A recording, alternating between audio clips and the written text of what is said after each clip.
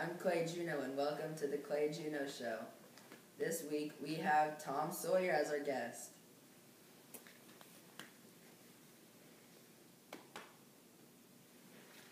How you doing, Tom? Doing good. Whoa, Tom, this is an interview. Feet off the table. Sorry, man.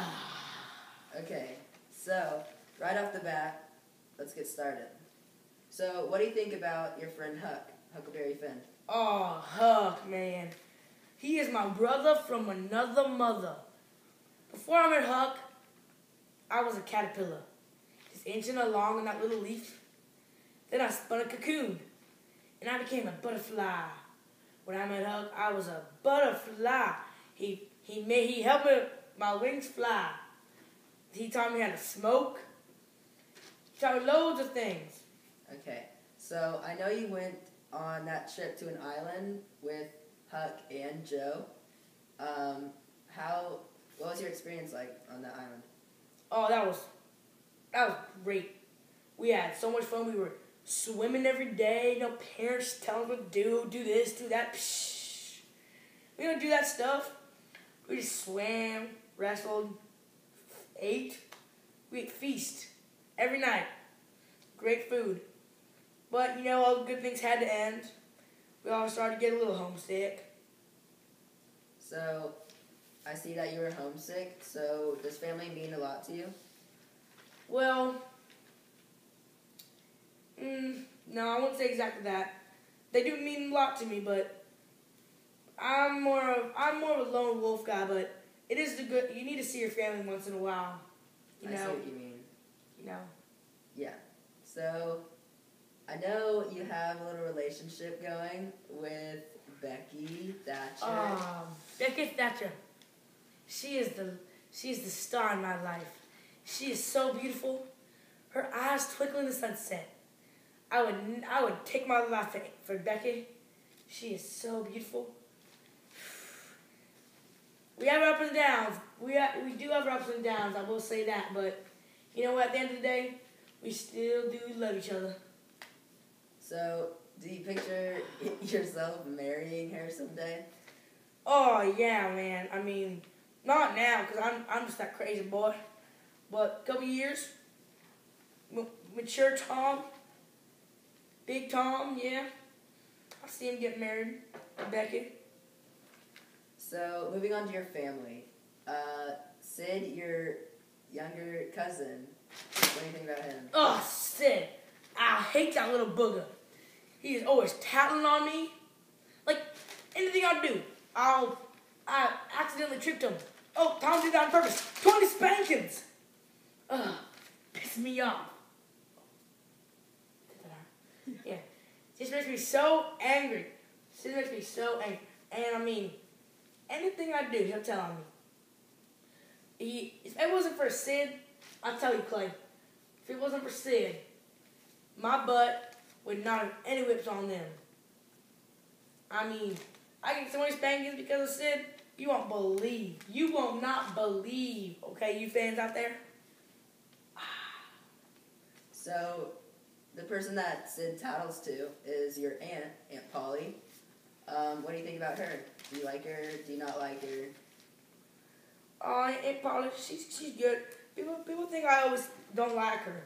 I mean, it's family, and she's my aunt, and she's in charge of me, and no one likes the person they're in charge of.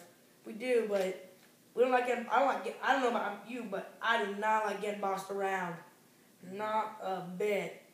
So when he tells you to do so, I'm pretty sassy. I would say sassy. I got some sass in my body, but I do love her. She puts some food on the table every night. But I do mess with her a lot. I skip school. I'm a crazy boy. What can I say? So, with your best friend Joe Harper, you do a bunch of shenanigans and you mess around a lot. And I know you've known him for a long time. So, what do you think about him? Yeah, I'd say Joe's my best friend next to Huck. Joe's one of my civilized friends, with like a family friend. We play lots of games. Like I play tick games with him. I got a tick, get needles, redirect them. You know how that game goes. Yeah. people say it's dangerous, but psh, I'm not scared. And yeah, we play games like that. And we do whatever. We just chill, have some water. Yeah, we're pretty good friends, I'd say. He's my brother from another mother. We're bros. What can I say? So, Muff Potter, I know he's in jail and he's a drunk, but what do you think about him? Muff Potter, what can I say? I mean, he's that old guy. I mean, he's that average guy. He drinks a lot, but he's just a guy. He doesn't know what he's doing. Reckless. He doesn't know what's going on in the world. Always drinking. Yeah, I feel bad for him because he's been blamed for that killing of Dr. Robinson, you know? Tragedy. It's a tragedy, but I feel bad for him. I go down to his cell sometimes, give him some food, games, you know, whatever I can do for him. Because I know the truth. Mm-hmm. We'll get to that later, I heard. Yeah, we will. So, Injun Joe, the one who committed the murder. Ooh, Injun Joe. Whenever I hear that name, I just get the chills. I mean, me and Huck know he murdered that man. But we can't tell. Well, I couldn't tell nobody for a while because we made a blood bet. And we didn't want Injun Joe coming after us, killing us. So we had to keep mum for a little bit. I couldn't hold that long, as I said. But he's scary. She's a robber. And he robs everybody. I tried to go treasure hunting one time. Mm-hmm. Some haunted house. He's in there. And he finds the treasure. Oh, some of those things make you so angry. Yeah. So, at that note, we will get back to you right after the break. Okay. You don't have to stop it. You don't have to stop it. That's 7 minutes. Okay, here, come on. Okay, now we're going to do this. Is it quick? Yeah. So, what should I say? Just like we're back. Okay. We're back. This isn't time. We're back. Now we're going to discuss the time Tom made a very important decision to tell everybody that Injun Joe was the one who committed the murder. So, what were you thinking on the night of the killing?